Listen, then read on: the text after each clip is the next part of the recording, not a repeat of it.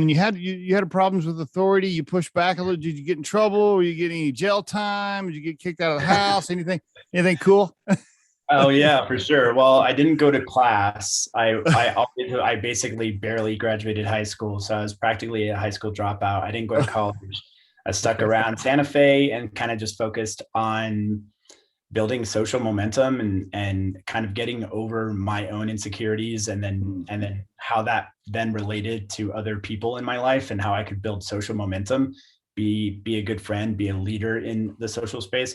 And that kind of like then translated into then throwing parties. So I was always throwing parties when I was younger in my 20s. And that was like the first time that I started dealing with budgets, because I would actually throw parties that I charged for, and we bought a certain amount of alcohol for, and then we would charge at the door and pay DJs and decorate the space. And so it was kind of like early early event management right there. Yeah, exactly. But like, most of the time I didn't want to work either. I didn't want to work like a normal job. So it was really hard for me to keep it was all service industry work. And it was hard for me to keep employment. So then I got into like shoplifting, and for like, holy crap. Where were you? Hold on. Can I ask real quick? Where were you living though? Were you like jumping around with friends, or still living at home, or what were you doing? It was like I'd live on my own and with roommates for as long as I could, but then there would be a lot of times where I just had to go back to mom and dad and be like, hey, I have to move in. Okay. All right. Kind of a mixture. Okay. All right, cool. All right. Like into my 30s. Like I was living at my parents' house, like at the same time that I was starting the Meow Wolf business. Like I was talking to George R. R. Martin, the author of Game of Thrones, which we'll get to, but I was like in conversation with him when you were living at home. Yeah. Okay, man, I can't even imagine. You're getting busted for shoplifting. What's your dad? Is your dad like giving you a bunch of shit? Is he like, son, get your shit together? Is there a bunch of those conversations? Yeah, I mean, my parents had sort of like not given up on me, because like they never gave up on me, but they basically just said like, all right, Vince is going to do his thing. And they said that from the time that I was like 15 or 16 years old. They just kind of went hands off on it all. Okay. And it sucked. Like, yeah, of course it sucked. I was like, I got caught shoplifting when I was 32 years old. So it wasn't like I was some dumb kid. Like I was an adult, and it was very embarrassing. It was very embarrassing. Did you get arrested? Mm-hmm. Yeah, a couple times. Like, do they give ticket? I didn't know if they give like citations, or they actually like take you downtown. I don't know.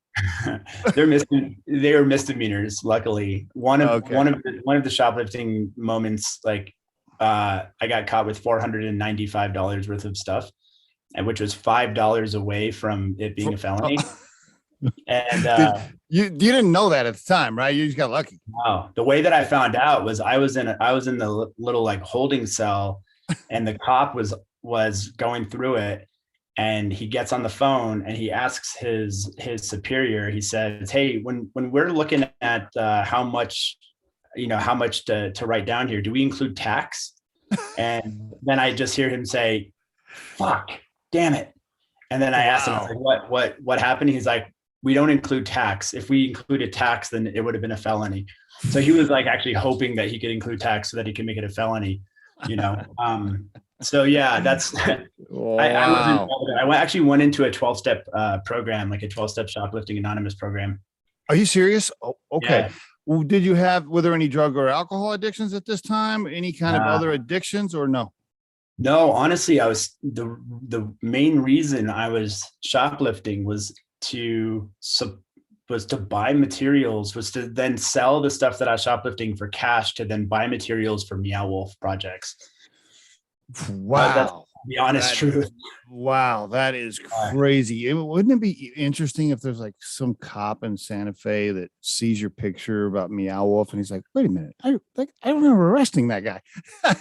Dude, I have a crazy story about that. Like I was, so fast forward like, to 2019, and House of Eternal Return has been open for 3 years in Santa Fe. We're like a profitable business, like it's a real thing.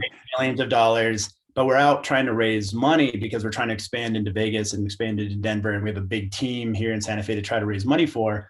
Mm-hmm. And it was a really tough financial raise. Like it was a tough story to try to sell to an investor. A lot of risk, and you see the building in Denver, it's like, this shit's crazy. So but during that process, there was like a group that wanted to come in and provide some debt. And so we go through this entire diligence process with them. It's a large amount of debt that they're bringing in. And I get a call. Yeah, I know where. He's like, Vince, I have something to talk to you about. I need you to fly to New York and we need to talk in person. And so I fly to New York. I go to his like top floor Manhattan office. I'm sitting there in this conference room overlooking, Manhattan. And he walks in and he says, "Tell me about the shoplifting." And I had to then go into this story about the last time I got caught, which like the last time I got caught, there was a cop involved who I told him, I said, "Google my name." I was explaining what I did. I was like, "I'm this guy. I work for this group called Meow Wolf. We do programs inside of public schools. Like I'm just stealing stuff because I'm trying to bring in money for materials." And he didn't believe me. I said, "Google my name." So he Googles it. And he like is reading an article about me and he starts literally crying. Like the cop starts crying and he's like, "What are you doing with your life?"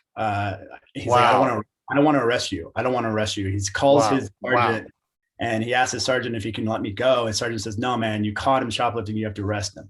So that cop then like stuck with me, got me into this program, showed up with the judge, like stuck with me for like a good like year after this happened and just kept kind of being a mentor for me. That is so cool. That is so cool. So I tell this story to the debt group and just like they're not no reaction. They just straight face say, "Well, can we talk to the cop?" And this was like 10 years before. So then I have to like hunt down this cop. I call the cop. I'm like, "Do you remember me?" He's like, "Yeah, I like vaguely remember you." "Yeah, I do." I was like, "Well, this group in New York needs to talk to you. And this is the story that I remember. Is that what you remember?" He's like, "Yeah, that's pretty much what I remember." So I had to connect them, have the cop talk to this. It's like, it was a lot. Yeah, I've had to like reveal all this stuff when I go out and raise money because it's like Yep, they're gonna find out. Yeah, they're gonna dig. I mean, they're gonna know everything about you, right? They're gonna dig in and find out anyway. Totally. Wow, that is interesting. So we'll call it, I don't know, I guess a troubled young man trying to find himself. Yeah. Bending some rules to make things happen. And now here you are. Yeah. Of this multi-million-dollar, outfit with three locations now, right now, Vegas, Denver, and Santa Fe. Yeah. How about that? What a story, bro. Holy cow. Okay. Yeah. Is that the worst thing you did right there? Is there any other, okay. All right. I didn't know if you got busted with like a kilo in your trunk or something. No, luckily there's never been like issues around that, but like, yeah, no business education, like, but what I draw from this is that there's so many kids out there who don't feel like they want to partake in the existing system, mm-hmm. and they want to figure out their own path. Mm-hmm. But then what that tends to lead to is like crime of some sort. But that within that personality archetype is also this like, is an entrepreneur, someone who's like wants to figure out a way to self-generate, to build their own system, and there's probably a lot of people who were putting behind bars who have like insane, really special skill sets that can actually like produce jobs and make really cool shit happen in the world. You know what I mean? I totally agree. The definition of entrepreneur and criminal is almost the same thing. I mean, you're in business for yourself. There's so many things that relate. Yeah, you're absolutely right. There's probably a ton of guys like that. Yeah, have so much potential.